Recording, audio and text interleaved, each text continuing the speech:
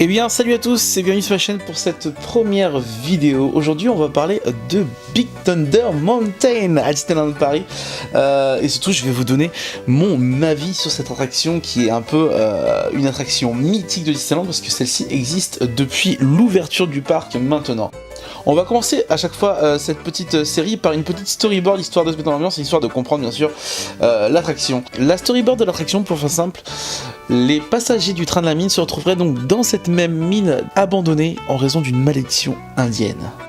On va passer au point fort tout de suite, bien évidemment. Les points forts se résument tout simplement par déjà une chose super importante. L'attraction sort d'une grosse cure de jouvence. En effet, celle-ci a été en réhabilitation pendant plus d'un an, un an et un mois exactement environ, durant laquelle en gros elle a été repeinte, elle a été relustrée, des effets ont été ajoutés, des effets d'ailleurs super sympathiques, même et ce qui ne marchait pas aussi, notamment la projection d'eau au niveau du point photo a été réparée et ça c'était bien parce que ça faisait quelques années que ça ne marchait plus et c'était vraiment dommageable pour cette attraction. Donc aujourd'hui l'attraction est belle, reluisante, que ce soit à la fois sur l'entrée ou l'attraction en soi, c'est-à-dire l'entrée, je parle de la file d'attente bien évidemment, ou l'attraction en soi, on se trouve sur quelque chose qui est vraiment très joli à regarder et c'est même sympathique d'y faire la queue.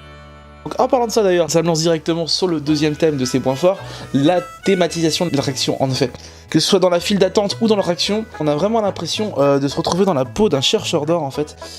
Limite, et mon coup de la petite pioche et on y va et on va pour chercher un peu d'or. Et c'est ça qui est vraiment sympa, c'est que ça fait partie de cette attraction où même quand on est dans la file d'attente, en gros, on se retrouve pas en face d'un mur. Il y en a d'autres, hein. À Disneyland, je ne cite pas aujourd'hui, mais il y en a d'autres. Et donc là vraiment, on se trouve vraiment du début jusqu'à la fin dans un univers qui rappelle en gros, enfin qui pourrait rappeler les mines d'or principalement. Donc ça c'est super sympa. Un autre point fort, les sensations. Oui, les sensations. Pourquoi je dis ce terme, les sensations? Parce que pour moi c'est un terme important. Malgré une vitesse de pointe, je crois que c'est 66-67 km/h, donc c'est assez peu puissant, on va dire, on va pas se mentir. On a vraiment une sensation de vitesse dans cette attraction et ça c'est vraiment sympa, c'est-à-dire que sans aller forcément très vite, on a vraiment cette puissance, en gros, le train qui dévale la montagne assez rapidement et ça c'est agréable et toujours dans un décor aussi oufissime. Bien sûr, un autre point super important, c'est que cette attraction est soumise au fast-pass, donc ça c'est plutôt intéressant, ça vous permet de la faire plusieurs fois dans la journée, en évitant bien sûr de faire trop de queue.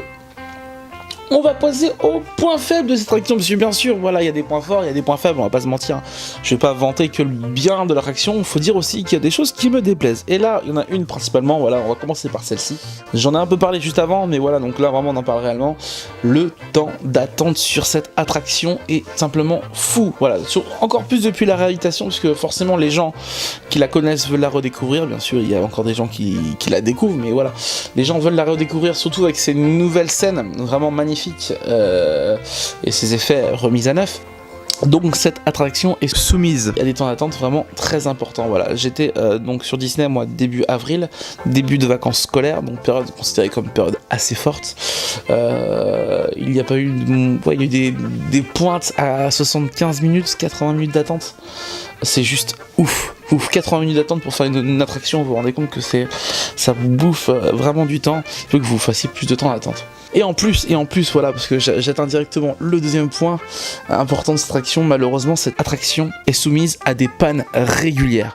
Et ça, c'est très embêtant, parce que déjà qu'il y a beaucoup d'attentes, si en plus à cela on y additionne des pannes régulières, les délais d'attente de cette attraction deviennent de plus en plus fous. J'ai des raisons, je sais qu'il y a un problème, dès que l'attraction tourne à plus de 5 trains sur ses rails, il y a des problèmes de capteurs qui n'envoient plus les bons signaux. En gros, j'ai cru comprendre que c'était ça et qui entraîne en gros des erreurs et donc des arrêts de l'attraction en cours de fonctionnement. C'est dérangeant, ceux qui ne trouvent pas la solution parce que malgré, comme je disais dans les points forts, malgré une réhabilitation récente, vous dire, je suis venu donc 4 jours à Disneyland début avril. Sur les 4 jours, l'attraction est tombée 5 fois en panne, à savoir que le 4e jour, nous ne sommes pas allés dans le grand parc, nous avons fait uniquement le studio. Donc c'est embêtant, vous vous rendez compte, 5 pannes sur en gros 3 jours, voilà, on va pas se mentir, vu que le 4e je n'y étais pas, donc j'ai pas vérifié si la réaction était tombée en panne. Donc 5 pannes, donc plus ou moins longues, hein, voilà, il y en a une qui avait duré, je crois, 1h30, je crois. Voilà, après, j'avoue que je regardais pas forcément, je voyais juste sur l'application interruption, enfin voilà, attraction interrompue, et donc on ne s'y rendait même pas.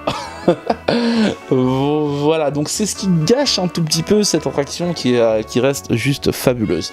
On va passer à la note, parce que bien sûr, je vais donner une note à l'attraction, malgré ces pannes et ces temps d'attente. Ça reste, je pense, une des plus belles expériences que vous pouvez faire effectuer à Disneyland Paris.